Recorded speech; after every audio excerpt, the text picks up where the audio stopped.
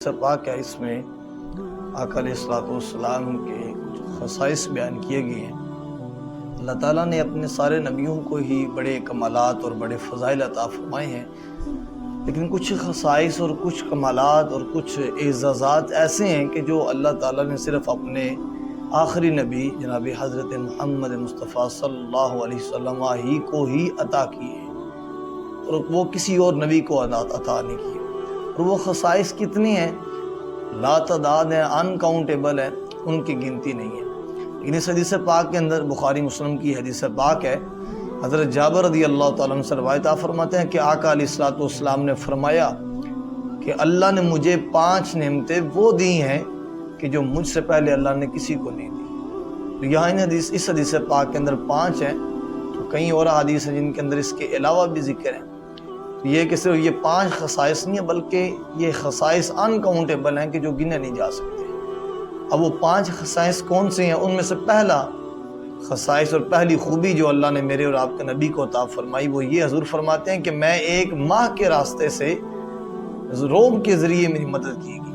یعنی مراد یہ کہ حضور کے دشمن ابھی 1 ماہ کی مسافت پر ہوتے تھے، جو حضور سے جنگ کرنے کے لیے آ رہے ہوتے تھے، جنگ کی نیت سے آ رہے ہوتے تھے، ابھی وہ 1 ماہ کی مسافت پر ہوتے تو اللہ تعالیٰ ان کے دل کے اندر حضور نبی پاک صلی اللہ علیہ وسلم کا رعب ڈال دیتا۔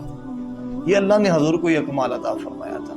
اور دوسرا فرمایا کہ اللہ نے میرے لیے ساری زمین مسجد اور ذریعہ طہارت بنا دی گئی میرے لیے۔ پہلے نبی جو تھے ان کی عبادت گاہیں خاص ہوتی تھی، وہ اسی کے اندر صرف عبادت کر سکتے تھے، لیکن اللہ نے یہ حضور کو یہ شان عطا فرمائی ہے کہ حضور کی امت روئے زمین پر کسی خطے کے اندر بھی نماز پڑھنا چاہے تو وہ پڑھ سکتی ہے۔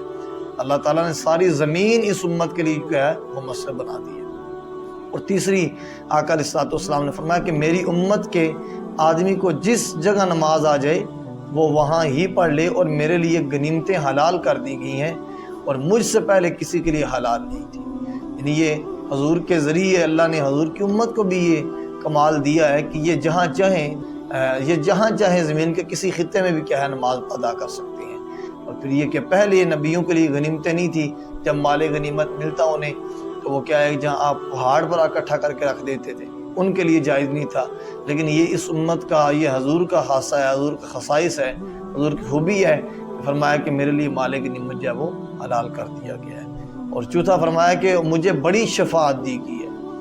یعنی حضور کا ہی یہ خاصہ ہے کہ جو شفاعت کبریٰ ہے وہ اللہ تعالیٰ نے میرے اور آپ کے نبی کو عطا فرمائی ہے۔ شفاعت صغریٰ تو وہ فواز فرمائیں گے، علماء کریں گے، جو ہے وہ نیک شخص کریں گے، نیک لوگ کریں گے، لیکن فرمایا کہ جو شفاعت کبریٰ ہے وہ اللہ نے صرف مجھے ہی عطا فرمائی ہے، اور شفاعت کبریٰ صرف حضور ہی فرمائیں گے۔ اور فرمایا کہ نبی خاص اپنی قوم کی طرف بھیجے جاتے تھے، اور میں فرمایا کہ میں سارے انسانوں کی طرف بھیجا گیا ہوں۔ یعنی پہلے نبی جو تھے وہ اپنی امت دعوت کی طرف خاص تھے، وہ ان کی طرف خاص تھے، لیکن فرمایا کہ مجھے اللہ تعالیٰ نے وَمَا أَرْسَلْنَاكَ إِلَّا كَافَةً لِلنَّاسِ، کہ حضور صرف ایک قوم کے لیے نہیں بلکہ پوری انسانیت کے لیے اللہ تعالیٰ نے آپ کو رسول بنا کے بھیجا ہے۔